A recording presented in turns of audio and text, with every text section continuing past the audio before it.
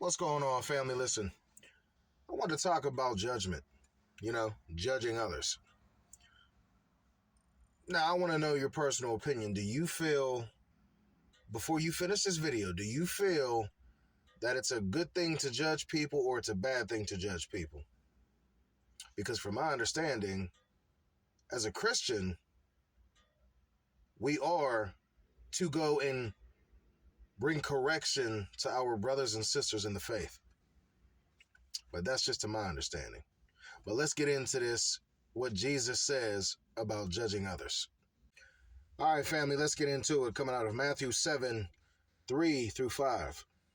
Why do you look at the speck of sawdust in your brother's eye and pay no attention to the plank in your own eye? How can you say to your brother, let me take the speck out of your eye, when all the time there is a plank in your own eye? You hypocrites. First, take the plank out of your own eye, and then you will see clearly to remove the speck from your brother's eye. So what Jesus is saying here, family, is that how are you going to try to judge someone on a sin that you are still committing?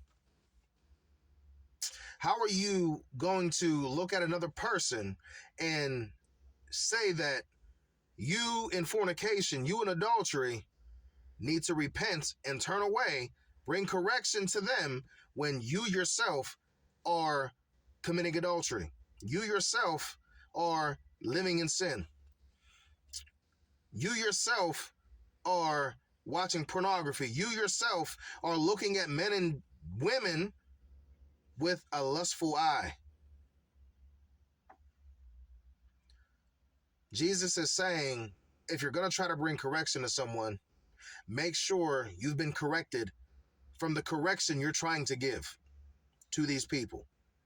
Don't be hypocrites, because that hypocritical correction you're trying to give is going to come down 10, 20, 30 times worse on you on Judgment Day than it will on them.